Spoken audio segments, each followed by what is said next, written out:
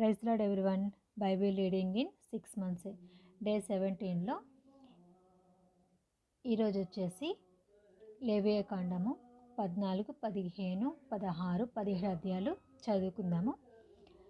మీతో ముందు చెప్పినట్లుగా మీకు కూడా ఎవరైనా ఆసక్తి ఉంటే కనుక ఛానల్ని సబ్స్క్రైబ్ చేసుకోండి. ఇంకెవరికైనా చదువు రాని వాళ్ళు, బైబిల్ చదవాలని ఆశ ఉన్న వాళ్ళు కనుక మీకు తెలిసిన వాళ్ళు ఉంటే వాళ్ళకు కూడా ఈ లింక్ షేర్ చేయండి. లేవియ కాండము 14వ అధ్యాయం. మరియు యెహోవా మోషేకు ఇలాగు సెలవిచ్చెను, కుష్ఠరోగి పవిత్రుడని నిర్ణయించిన దినమున వాని గూర్చిన విధి ఏదనగా, యాజకుని యొద్దకు వానిని తీసుకొని రావలెను. యాజకుడు పాలెం వెలుపలికి పోవలెను. యాజకుడు వానిని చూచినప్పుడు కుష్ఠుపొడ బాగుపడి కుష్ఠరోగిని విడిచినెడల యాజకుడు పవిత్రత పొందగోరు వాని కొరకు సజీవమైన 2 పవిత్ర పక్షులను, దేవదారు కర్రను, రక్తవర్ణము గల నూలును, హిస్సోపును తెమ్మని ఆజ్ఞాపింపవలెను. అప్పుడు యాజకుడు పారు నీటిపైన మట్టి పాత్రలో ఆ పక్షులలో ఒక దానిని చప్పన ఆజ్ఞాపించి, సజీవమైన పక్షిని, ఆ దేవదారు కర్రను, రక్తవర్ణము గల నూలును, హిస్సోపును తీసుకొని పారు నీటిపైన చంపిన పక్షి రక్తంలో వాటిని సజీవమైన పక్షిని ముంచి, కుష్టు విషయంలో పవిత్రత పొందగోరు వాని మీద 7 మార్లు ప్రోక్షించి, వాడు పవిత్రుడనని నిర్ణయించి సజీవమైన పక్షి ఎగిరిపోనట్లు దానిని వదిలివేయవలెను. అప్పుడు పవిత్రత పొందగోరు వాడు తన బట్టలు ఉతుకుకొని తన రోమమంతటిని క్షౌరం చేసుకొని నీళ్లతో స్నానం చేసి పవిత్రుడగును. తర్వాత వాడు పాలెం లోపలికి వచ్చి తన గుడారము వెలుపల 7 దినములు నివసింపవలెను. 7వ నాడు తన రోమమంతటి, తన తలను, తన గడ్డమును, తన కనుబొమ్మలను క్షౌరం చేసుకునవలెను. తన రోమమంతటిని క్షౌరం చేసుకొని బట్టలు ఉతుకుకొని ఎడలు నీళ్లతో కడుగుకొని పవిత్రుడగను. 8వ నాడు వాడు నిర్దోషమైన 2 మగపిల్లలను, నిర్దోషమైన ఏడాది ఆడు గొర్రెపిల్లను, నైవేద్యమునకై నూనె కలిపిన 3/10 వంతుల గోధుమ పిండిని, 1 అర్ధసేరు నూనెను తీసుకొని రావలెను.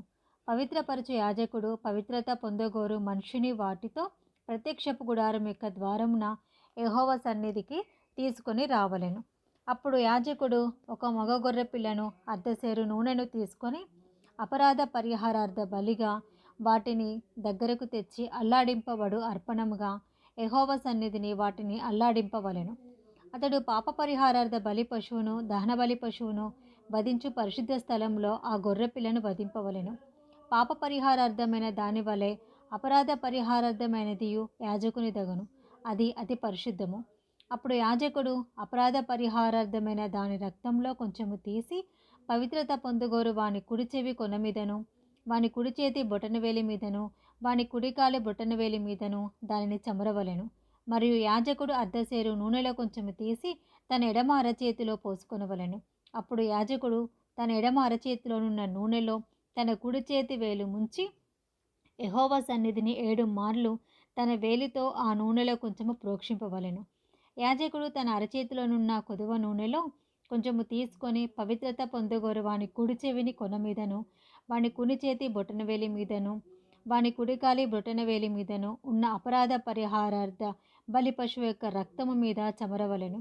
అప్పుడు యాజకుడు తన అరచేతిలోనున్న కొదువ నూనెను పవిత్రత పొందుగోను వారి తల మీద చమరవలెను. అట్లు యాజకుడు యెహోవా సన్నిధి వాని నిమిత్తము ప్రాయశ్చిత్తం చేయవలెను. అప్పుడు యాజకుడు పాప పరిహారార్థ బలి అర్పించి అపవిత్రత పోగొట్టుకొని పవిత్రత పొందగోరు వాని నిమిత్తము ప్రాయశ్చిత్తం చేసిన తర్వాత వాడు దహనబలి పశువులను వధింపవలెను. యాజకుడు దహనబలి ద్రవ్యమును, నైవేద్యమును బలిపీఠము మీద అర్పింపవలెను. అట్లు యాజకుడు వాని నిమిత్తము ప్రాయశ్చిత్తం చేయగా వాడు పవిత్రుడగును.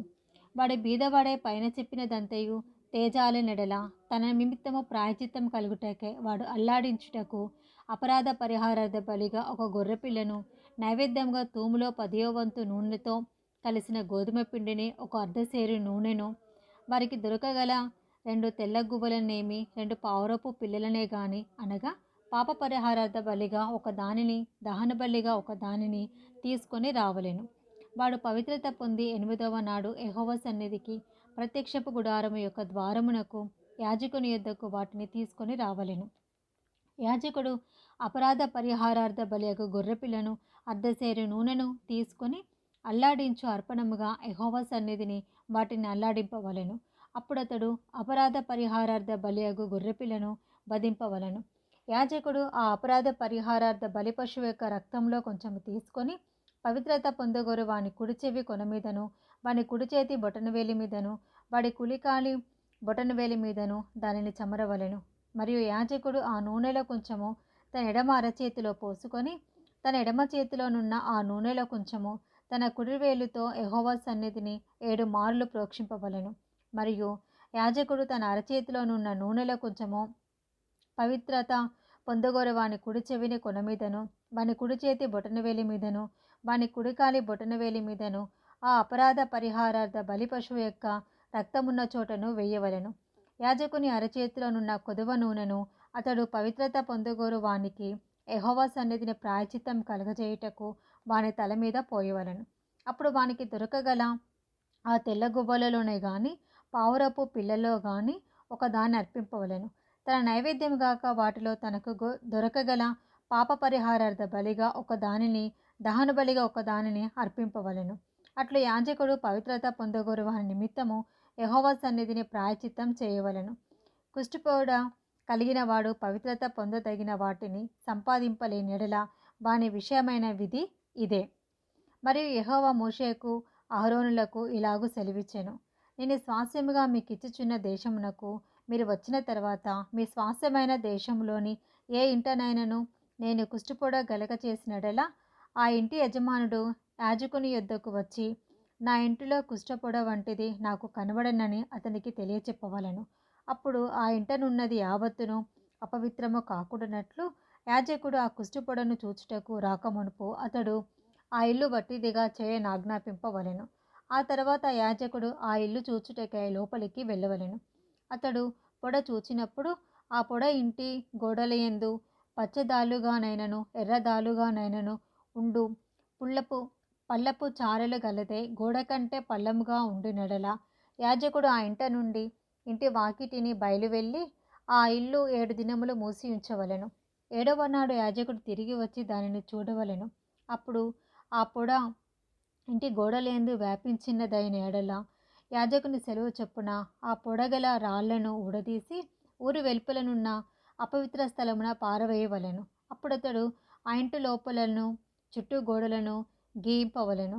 వారు గీసిన పెళ్లలను ఊరి వెలుపలనున్న అపవిత్ర స్థలమున పారబోసి వేరు రాళ్లను తీసుకొని ఆ రాళ్లకు ప్రతిగా చేర్చవలెను. అతడు వేరు అడుసును తెప్పించి ఆ ఇంటి గోడకు పూయింపవలెను. అతడు ఆ రాళ్లను ఊడదీయించి ఇల్లు గీయించి దానికి అడుసును పూయించిన తర్వాత ఆ పొడ తిరిగి ఆ ఇంట బయలుపడిన యెడల యాజకుడు వచ్చి దాన్ని చూడవలెను. అప్పుడు ఆ పొడ ఆ ఇంట వ్యాపించిన యెడల అది ఆ ఇంటిలో కొరుకుడు కుష్ఠము, అది అపవిత్రము. కాబట్టి అతడు ఆ ఇంటిని దాని రాళ్లను కర్రలను సున్నమంతటిని పడగొట్టించి ఊరి వెలుపలనున్న అపవిత్ర స్థలమునకు వాటిని మోయించి పారపోయిపవలెను.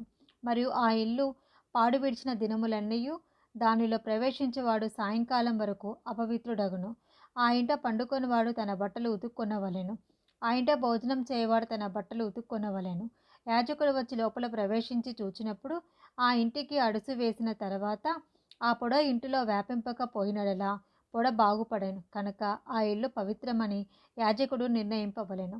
ఆ ఇంటి కొరకు పాప పరిహారార్థ బలి అర్పించుటకు అతడు 2 పక్షులను, దేవదారు కర్రను, రక్తవర్ణపు నూలును, హిస్సోపును తీసుకొని పారు నీటిపైన మంటి పాత్రలో ఆ పక్షులలో ఒకదాన్ని వధించి ఆ దేవదారు కర్రను, హిస్సోపును, రక్తవర్ణపు నూలును సజీవమైన పక్షిని తీసుకొని వధింపబడిన పక్షి రక్తంలోను పారు నీటిలో వాటిని ముంచి ఆ ఇంటి మీద 7 మార్లు ప్రోక్షింపవలెను. అట్లు ఆ పక్షి రక్తముతోనూ ఆ పారు నీటితోనూ సజీవమైన పక్షితోనూ దేవదారు కర్రతోనూ హిస్సోపుతోనూ రక్తవర్ణపు నూలుతోనూ ఆ ఇంటి విషయంలో పాప పరిహారార్థ బలి అర్పింపవలెను. అప్పుడు సజీవమైన పక్షిని ఊరు వెలుపల నెగర విడవవలెను. అట్లు అతడు ఆ ఇంటికి ప్రాయచిత్తం చేయగా అది పవిత్రమగును. ప్రతి విధమైన కుష్ఠుపొడను గూర్చియు, బొబ్బను గూర్చియు, వస్త్ర కుష్ఠమును గూర్చియు, వస్త్రమునకైనను ఇంటికైనను కలుగు కుష్ఠమును గూర్చి, వాపును గూర్చియు, పక్కును గూర్చియు, నిగనిగలాడు మచ్చను గూర్చి ఒకడెప్పుడు అపవిత్రుడగునో ఎప్పుడు పవిత్రుడగునో తెలియచేయుటకు ఇది కుష్ఠమును గూర్చిన విధి. లేవియకాండం 15వ అధ్యాయము. మరియు యెహోవా మోషే అహరోనులకు ఇలాగు సెలవిచ్చెను, మీరు ఇశ్రాయేలుతో ఇట్లనుడి, ఒకని దేహమందు స్రావమున్నెడల ఆ స్రావము వలన వాడు అపవిత్రుడగును. వాని స్రావము కారినను కారకపోయినను ఆ దేహస్థితిని బట్టి వాడు అపవిత్రుడగును. ఆ స్రావం గలవాడు పండుకొని ప్రతి పరుపు అపవిత్రము, వాడు కూర్చుండు ప్రతి వస్తువు అపవిత్రము. వాని పరుపును ముట్టువాడు తన బట్టలు ఉతుకుకొని నీళ్లతో స్నానం చేసి సాయంకాలం వరకు అపవిత్రుడై ఉండును. అట్టివాడు దేని మీద కూర్చుండునో దాని మీద కూర్చుండేవాడు తన బట్టలు ఉతుకుకొని నీళ్లతో స్నానం చేసి సాయంకాలం వరకు అపవిత్రుడై ఉండును.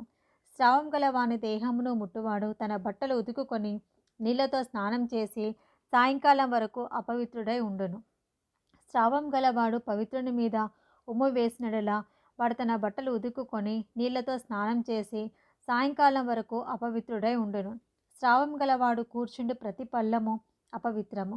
వాని క్రింద నుండిన ఏ వస్తువునైనను ముట్టు ప్రతివాడు సాయంకాలం వరకు అపవిత్రుడై ఉండును.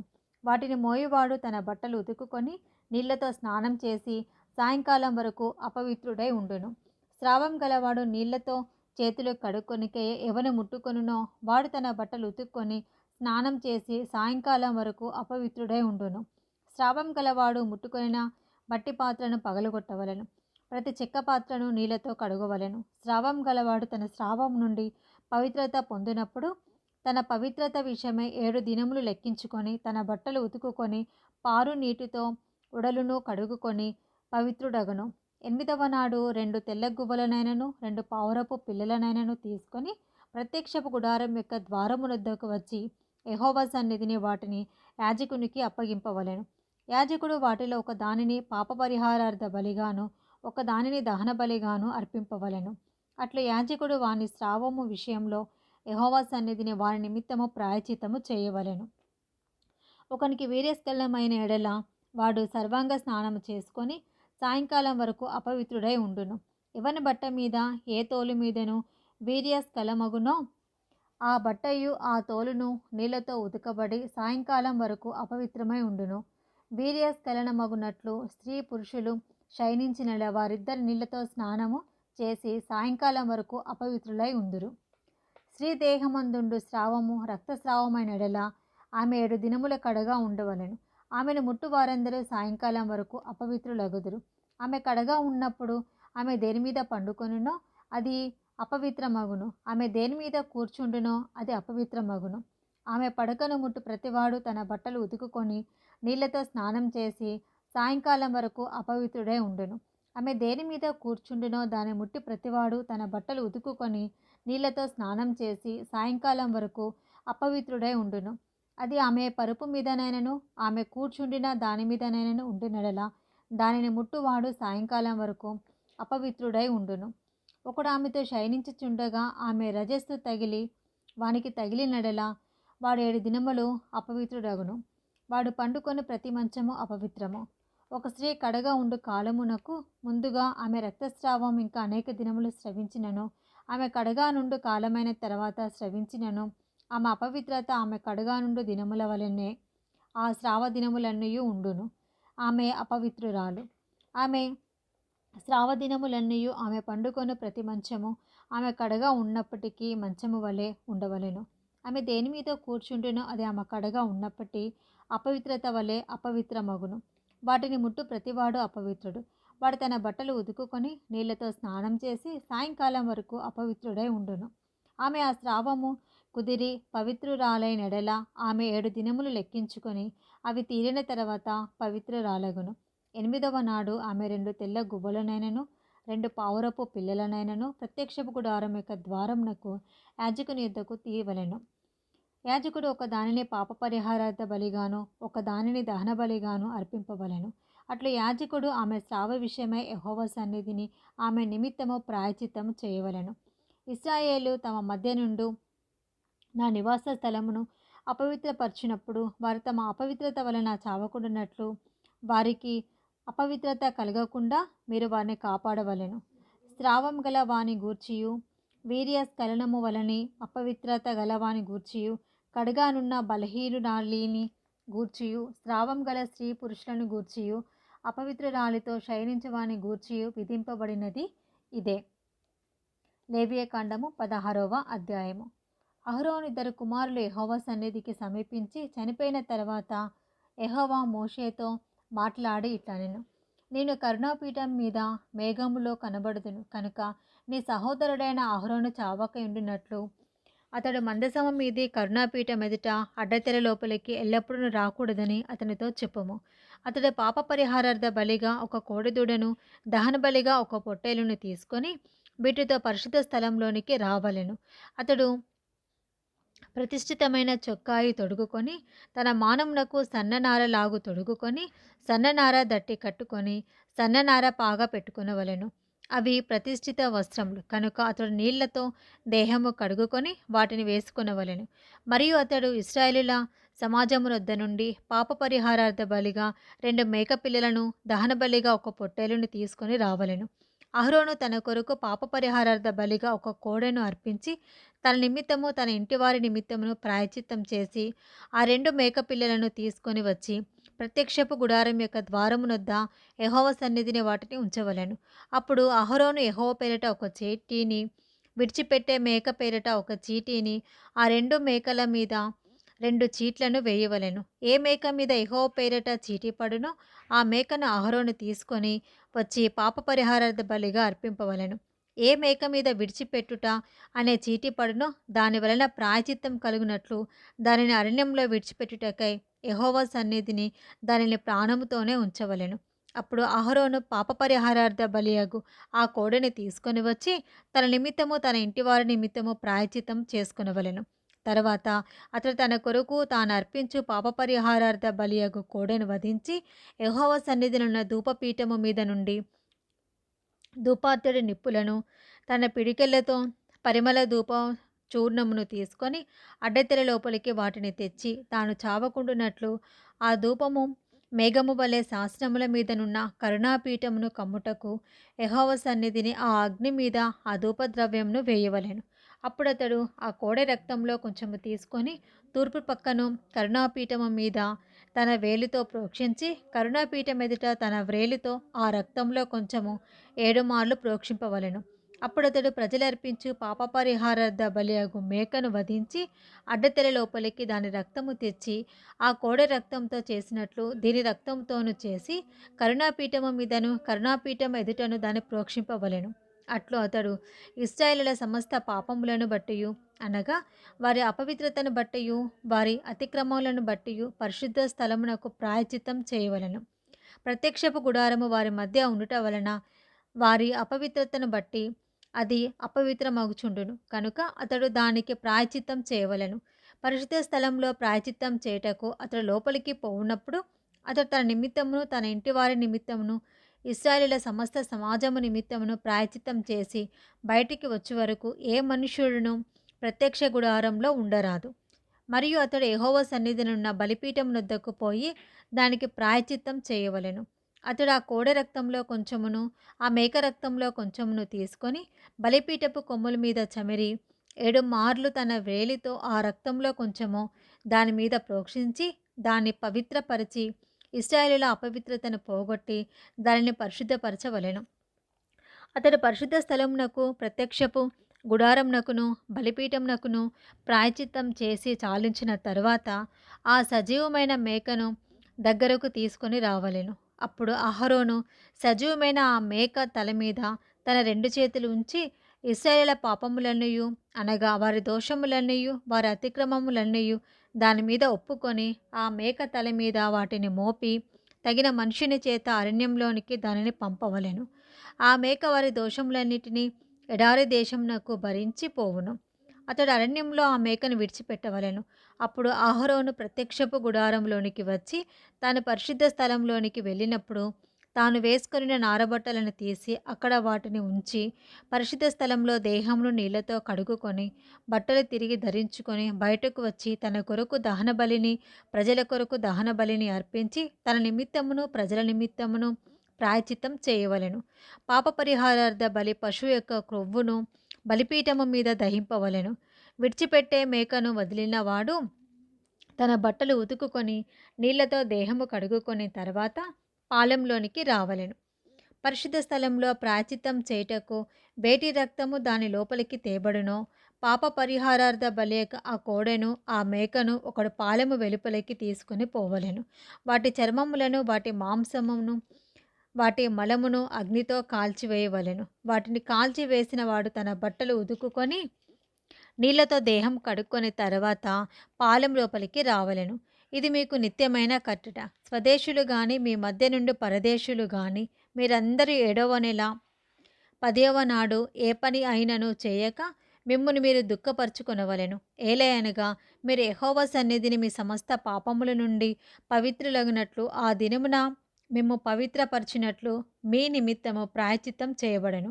అది మీకు మహావిశ్రాంతి దినము. మిమ్మల్ని మీరు దుఃఖపరచుకునవలెను. ఇది నిత్యమైన కట్టడ. ఎవరు తన తండ్రికి మారుగా యాజకుడగుటకై అభిషేకము పొంది తను ప్రతిష్ఠించుకొనునో ఆ యాజకుడు ప్రాయశ్చిత్తం చేసుకొని నారవస్త్రములైన ప్రతిష్ఠిత వస్త్రములను ధరించుకొనవలెను. మరియు అతడు అతి పరిశుద్ధంగానున్న మందిరమునకును ప్రత్యక్షపు గుడారమునకును బలిపీఠమునకును ప్రాయశ్చిత్తం చేయవలెను. మరియు అతడు యాజకుల నిమిత్తమును సమాజము నిమిత్తమును ప్రాయశ్చిత్తం చేయవలెను. సంవత్సరమునకు ఒకసారి ఇశ్రాయేలుల సమస్త పాపములను బట్టి వారి నిమిత్తము ప్రాయశ్చిత్తం చేయుటకు ఇది మీకు నిత్యమైన కట్టడ. యెహోవా మోషేకు ఆజ్ఞాపించినట్లు అతడు చేసెను. లేవియకాండము 17వ అధ్యాయము. మరియు యెహోవా మోషేకి ఇలాగు సెలవిచ్చెను. నీవు అహరోనుతోనూ అతని కుమారులతోనూ ఇశ్రాయేలందరితోనూ ఇలాగు చెప్పుము. ఇది యెహోవా ఆజ్ఞాపించిన మాట. ఇశ్రాయేలీయుల కుటుంబములలో యెహోవా మందిరం ఎదుట యెహోవాకు అర్పణం అర్పించుటకు పూనుకొనివాడు అది ఎద్దే గాని గొర్రెయే గాని మేకయే గాని ప్రత్యక్షపు గుడారం యొక్క ద్వారమునొద్దకు దానిని ముందు తేక పాలెంలో వధించినను పాలెంనకు వెలుపల వధించినను ఆ మనుషుడు తన ప్రజలలో నుండి కొట్టివేయబడును. వాడు రక్తము ఒలికించినవాడు. ఇశ్రాయేలీయులు బయట వధించుచున్న బలి పశువులను ఇక బయట వధింపక యెహోవా పేరట యాజకుని యొద్దకు ప్రత్యక్షపు గుడారము యొక్క ద్వారమునకే తీసుకొని వచ్చి సమాధాన బలిగా అర్పించినట్లు ఆ మనుష్యుడు జనులలో నుండి కొట్టివేయబడవలెను. యెహోవాకు ఇంపైన సువాసన కలుగునట్లు యాజకుడు ప్రత్యక్షపు గుడారం యొక్క ద్వారమునొద్దనున్న యెహోవా బలిపీఠం మీద వాటి రక్తమును ప్రోక్షించి వాటి క్రొవ్వును దహింపవలెను. వారు వ్యభిచారులై అనుసరించుచూ వచ్చిన దెయ్యముల పేరట వధించినట్లు ఇక మీదట తమ బలి పశువులు వధింపరాదు. ఇది వారి తరతరములకు వారికి నిత్యమైన కట్టడ.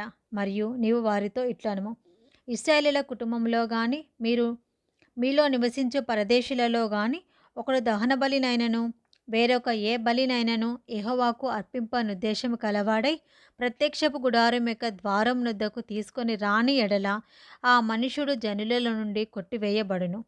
మరియు ఇశ్రాయేలీయుల కుటుంబంలోనేమి మీలో నివసించు పరదేశులలోనేమి ఒకడు దేని రక్తమును తినినను రక్తము తిని వానికి నేను విముఖుడనై జనులలో నుండి వాణ్ణి కొట్టివేయుదును. రక్తము దేహమునకు ప్రాణము.